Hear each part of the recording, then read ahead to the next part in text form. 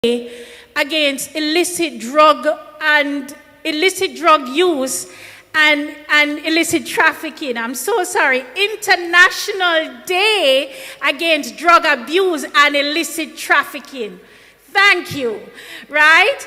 And, we want to talk about that a little bit. And I'm the Substance Abuse Officer for the National Council on Drug Abuse. And the M6 is observed, as I said, International Day Against Drug Abuse and Illicit Trafficking. And this is intended to bring global attention to the impact of drug use and trafficking on society, as well as a multi-level effort aimed to improving national and global realities.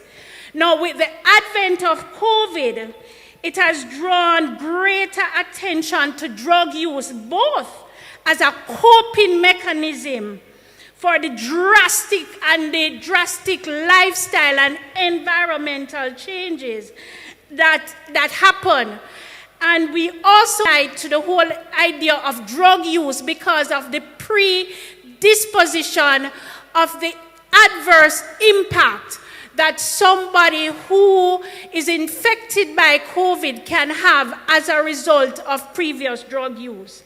So this year, the theme for International Day Against Drug Abuse and Illicit Trafficking is better knowledge, better care, and we seek to provide factual, trusted, accurate information as to how we can go through this period, taking good care of ourselves.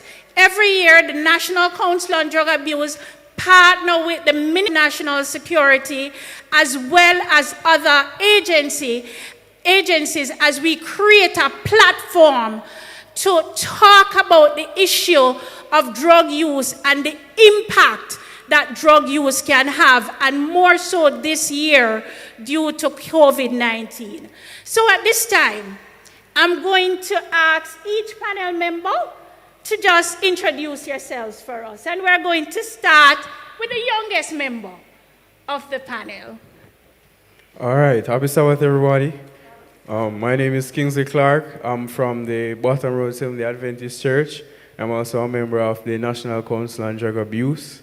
And I'm 18 years of age, and I'm doing sciences at Montego Bay Community College. Yes, he's a volunteer in our youth prevention group. He has volunteered time and effort, yes.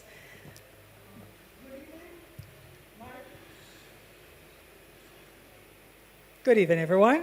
My name is Madge Cousins, and I'm a member of the Mount Salem Seventh-day Adventist Church.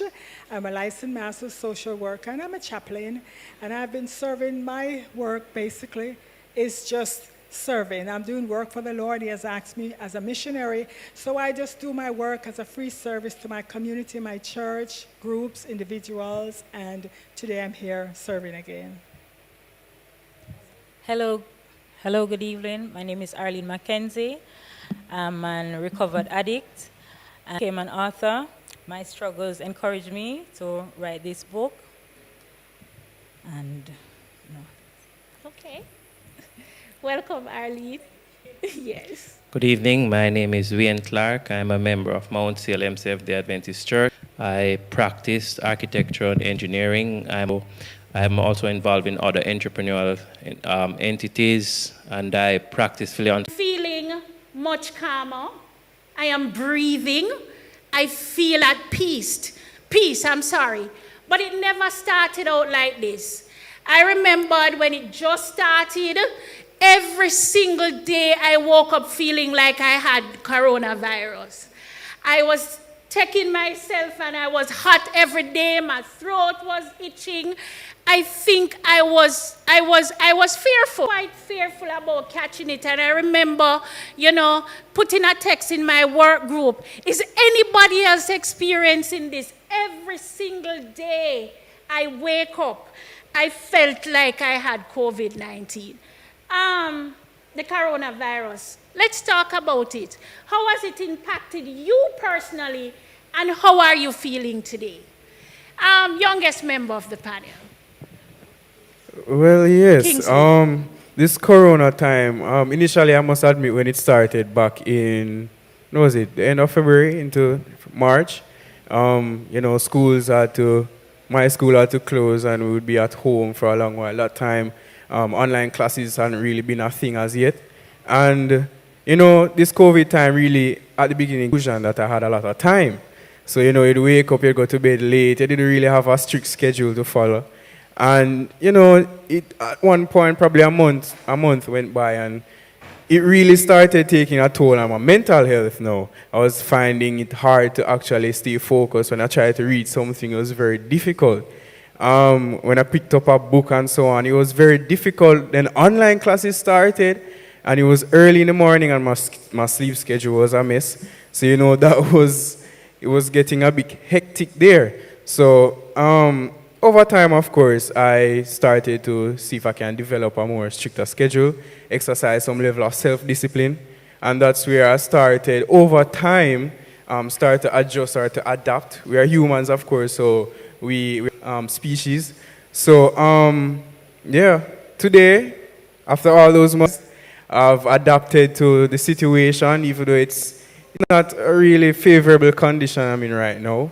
Exams are still 3 weeks from now. And, it's still stressful, which we'll get to the stress in a moment, being decently at the moment.